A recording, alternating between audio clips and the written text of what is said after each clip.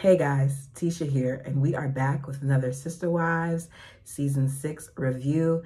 This episode did absolutely nothing for me. Well, no, I'm lying. Towards the end, it did do something for me with the moms. But other than that, it really was like we keep hearing some of the same stuff over and over again. But it's okay, because we're gonna do this thing. So we begin the episode finding out that it has been 5 months since the Browns have moved into their homes. They are trying to start the process of becoming a happy family because they're lazy butts. Even though they were living in Vegas for 2 years at this point, they still haven't figured it out. Since being together, the adults are still feeling separate, whereas the kids aren't having a problem. From day one when they moved there, the kids were visiting the other moms' homes to play with each other. Christine felt like once they all were by each other and in the same area, that they would be really, really close and they would act like good friends, but it's not happening. And it's not happening because I'm starting to believe that even prior to them moving into the cul-de-sac, back when they were in Vegas, that they weren't really the best of friends. It's just seeming like, how was it so easy for you all to make your life so separate when the most anyone lived away was Mary at a mile? We found out via Christine and others that they're still living very independently. They speak about their trip to Sedona and how for them that this allowed them to have a reset because they spoke about things that they didn't openly speak about before. It's odd to me that after all this time being together that they struggle to be honest with each other, but this very much seems to be a reoccurring problem with this family. Cody asked the question while they're all in confessional, do you guys crave each other's company? And all the wives are quiet. One of the things that I noticed is that when questions are asked and the other wives are concerned about what Cody's reaction would be, they tend to not be as vocal. And it seems like Christine was always the one who was more vocal with these questions.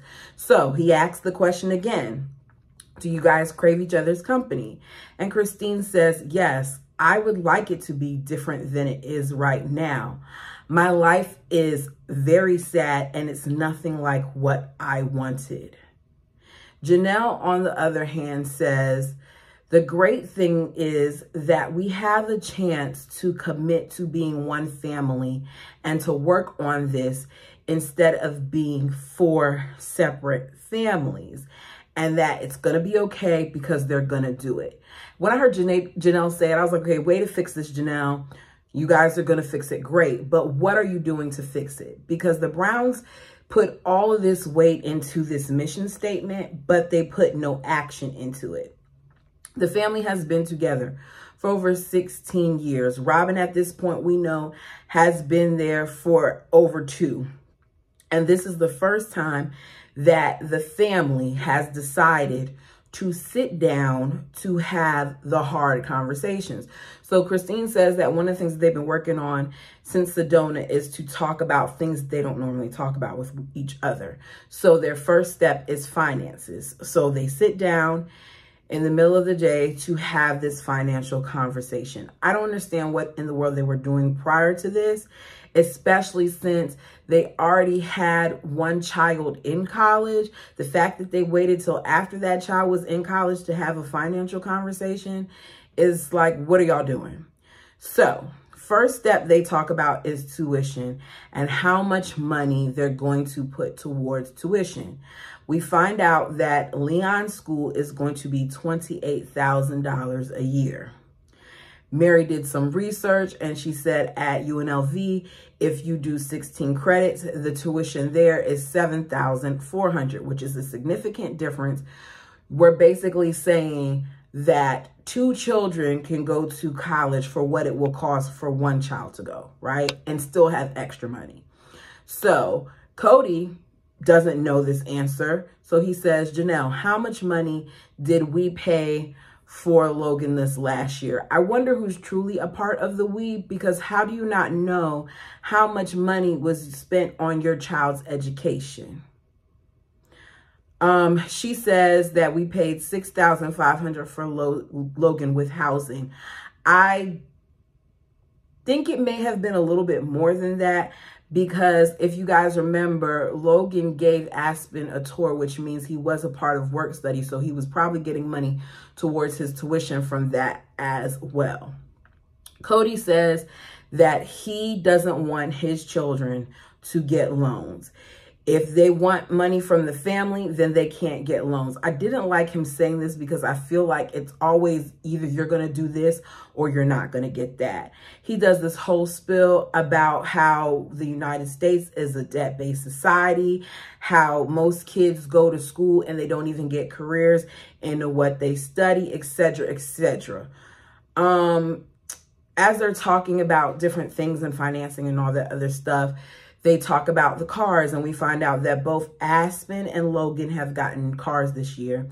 Leon has not gotten a car, but Janelle wants to know if it's possible for them to go to campus on Utah and not have a car. That way they can save some additional funding. And Mary is like, of course not.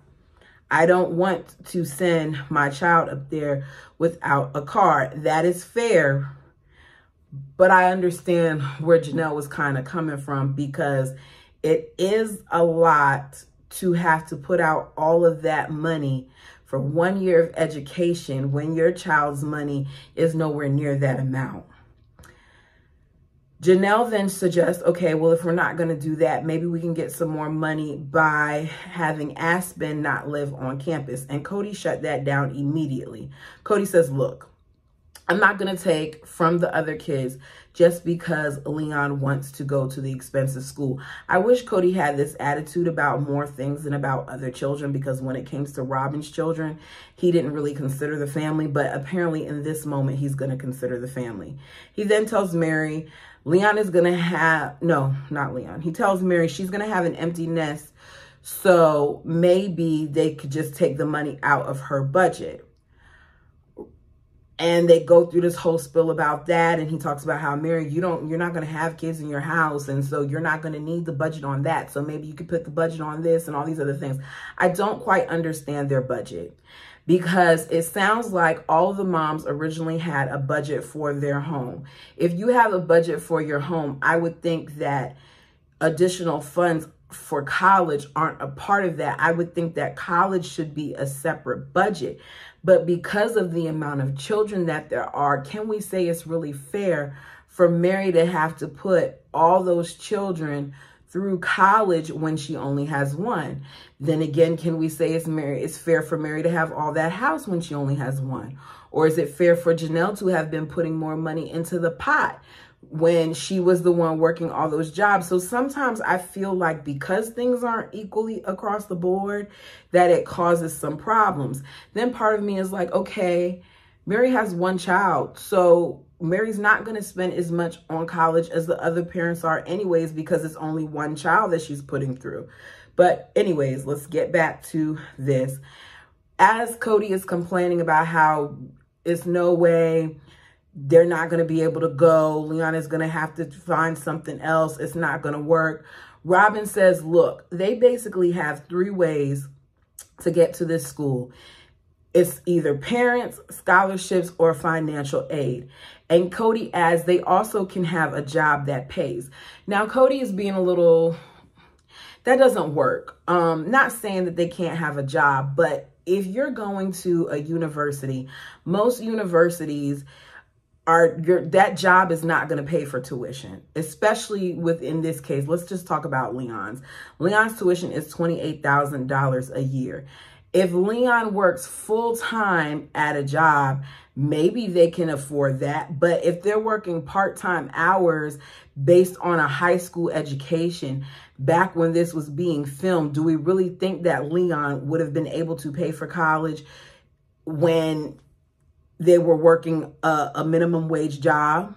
$8 an hour at one point, Cody said, is not going to take care of a $28,000 loan or education thing, especially the way they break that up, because most of the time they want you to pay that off by semester. Robin says at this point, that's not even something that the kids should have to worry about, which I agree, that their job is school.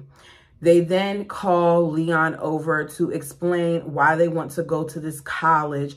Like, this isn't something that they've already discussed and that we haven't heard many times. And then I was like, okay, well, maybe they didn't discuss it. We saw Mary and Leon discuss it. We saw Mary, Cody, and Leon discuss it, but we didn't see them discuss it with the whole family, which then makes me say there are a lot of things that the family doesn't share with each other. And I would think that something like this, they should have spoken about this as a family a long time ago. Christine says that the reality here is that they have 17 kids and that these kids are going to have to work their butt off for scholarships. I get that.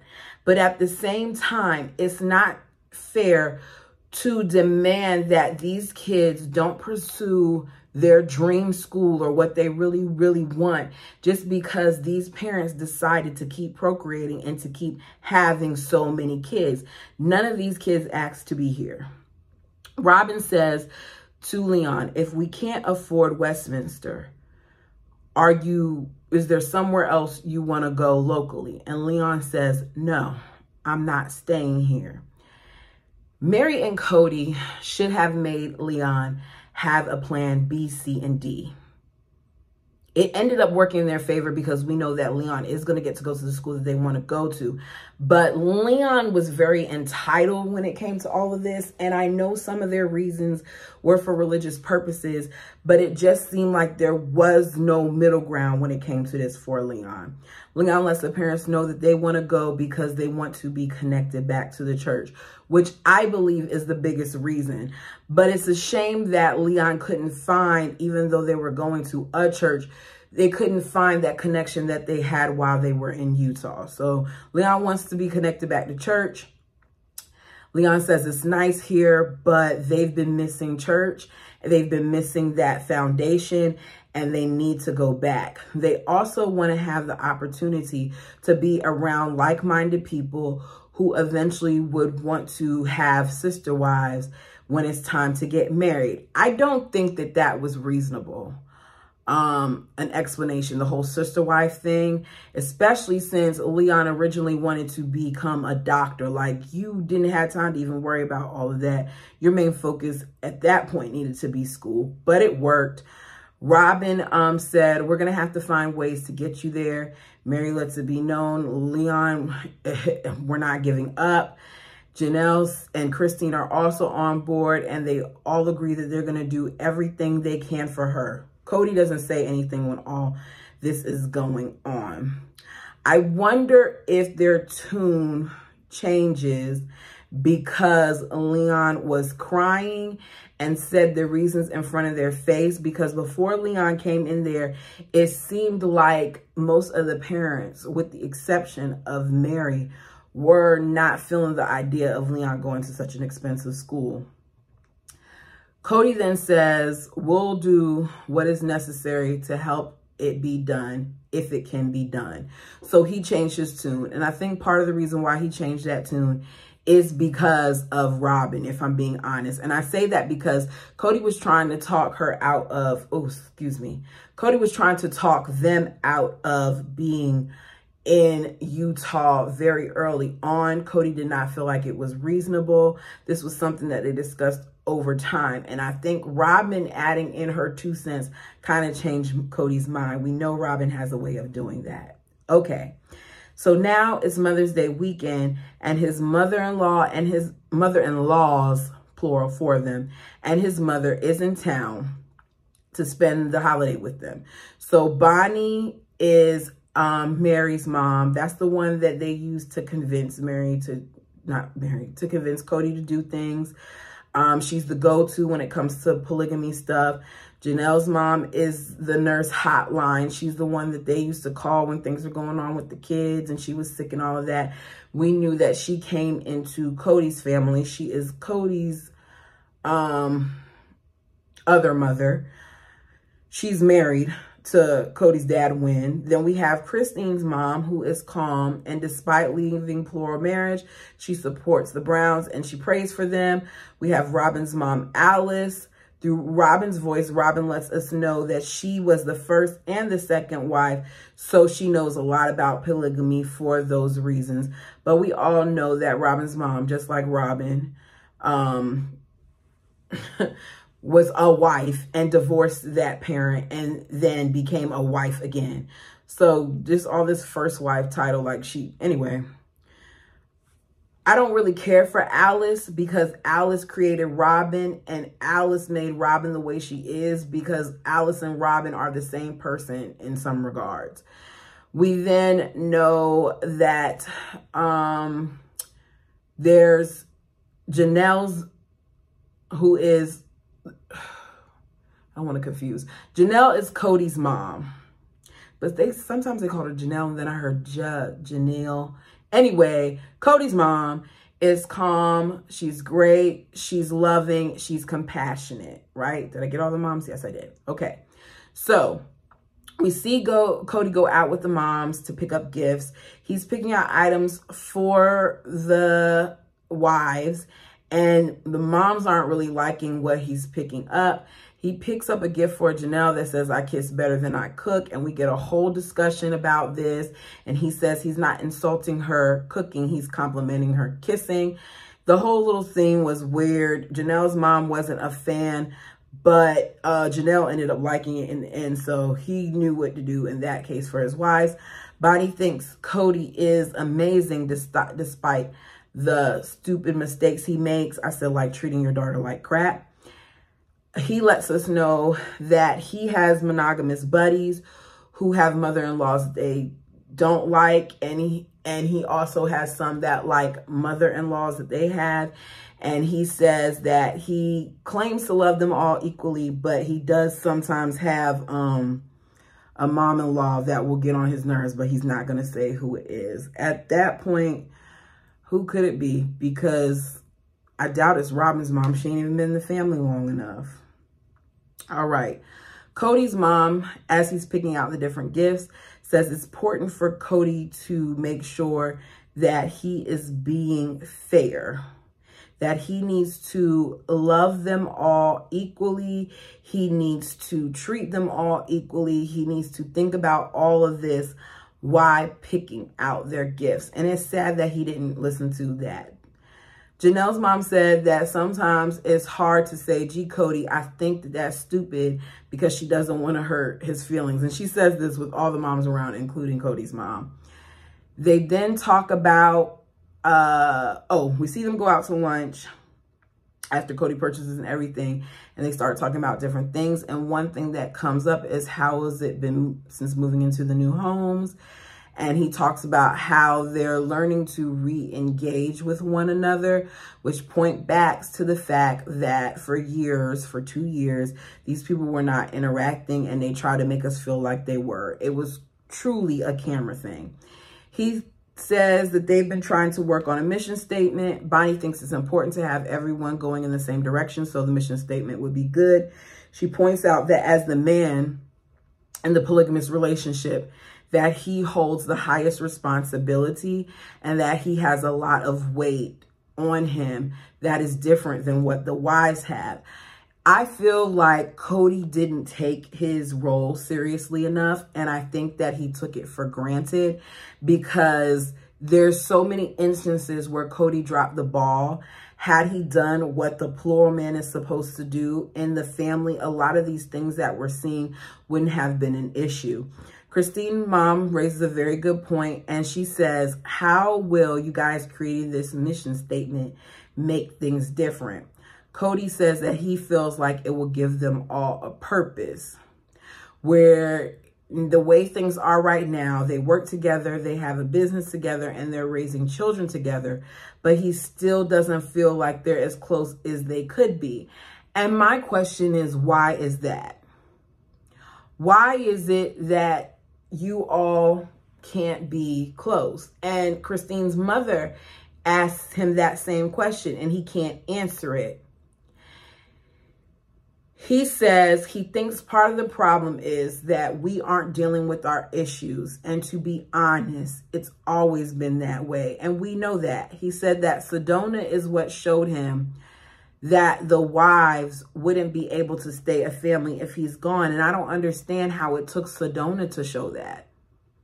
Because if you all aren't interacting with each other on a constant basis, if your wives weren't putting forth an effort when they were a mile apart, if y'all are in a cul-de-sac now and you still aren't connected, what more is there to be said than that you all need to do more team building exercises and less of this mission statement thing? Because you want the kids to fall in line when the adults aren't falling in line. In my opinion, they've never recovered from anything once they got here. I think that when they moved, a lot of that stuff that they were piling up under the rug just came out. Robin's mom says that you're expecting too much as far as the family is concerned and that you need to take it slow and steady. After all this time, I do not agree with that. They need to put in the work. Slow and steady is what they've been doing because it's been 2 years that they've been an entire family. So how much longer is it supposed to take? The moms compliment Cody about how he's doing such a good job and they can feel the love and all these other things. But I don't really think that the mothers realized what was going on. I doubt the daughters told them everything. And I also doubt that they saw everything. People tend to put on their best behavior when they have visitors. I've seen it done multiple times.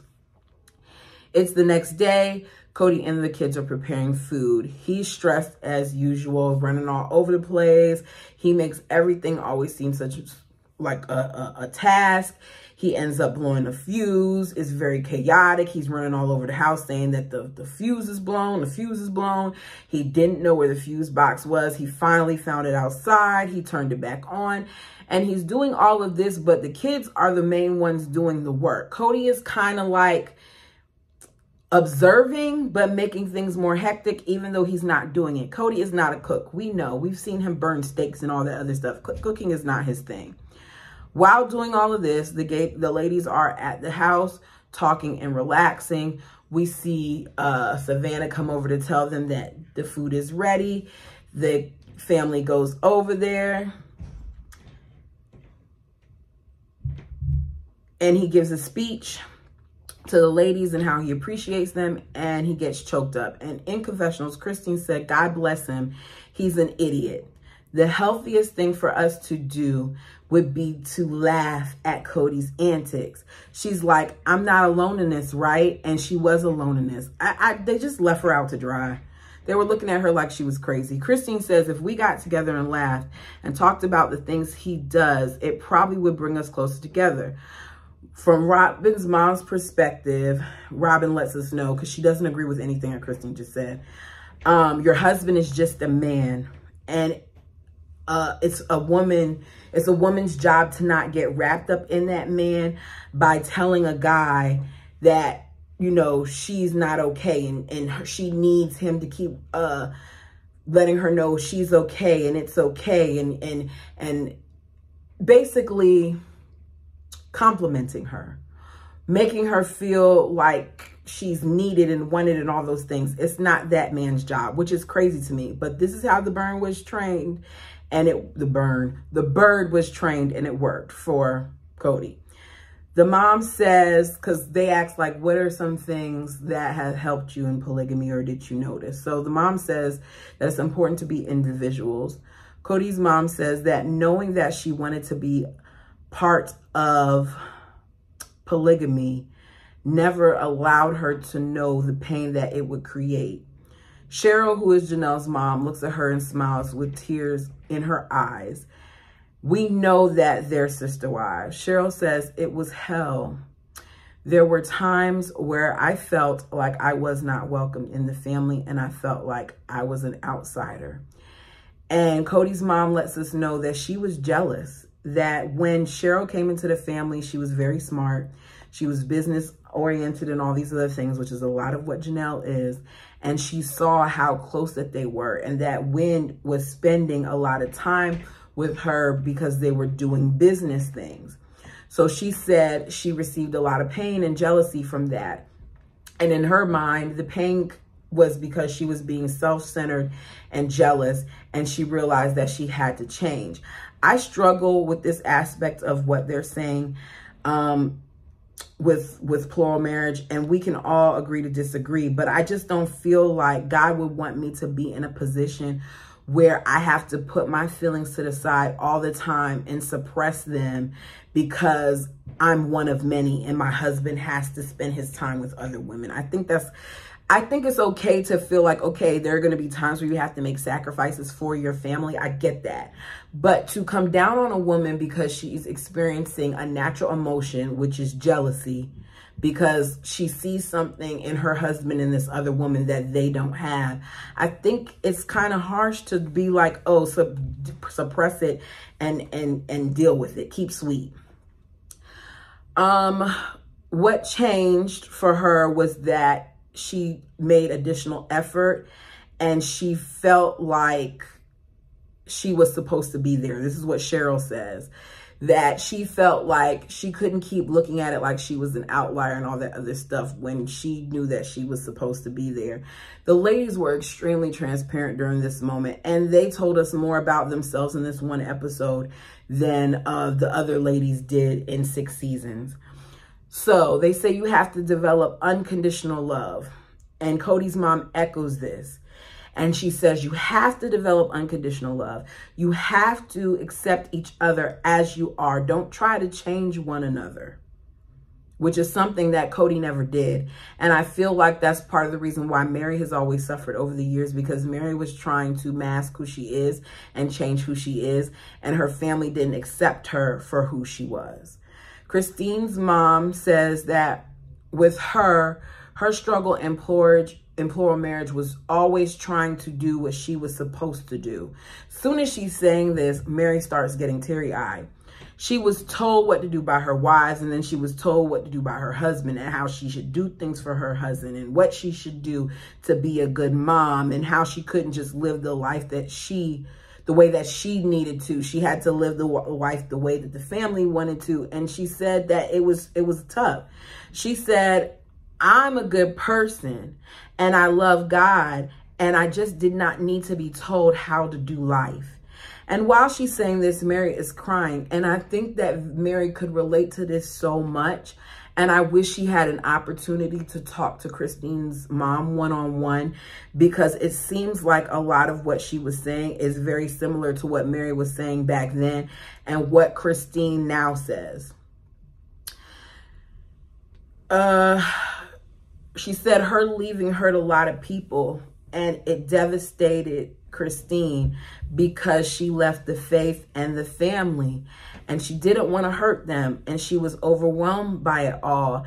And I just feel like it's sad that Christine's mother's experience eventually became her experience, because it sounds like Christine's mom was very unhappy for a long time. She left when Christine was 19, but she said that she wanted to leave way before that.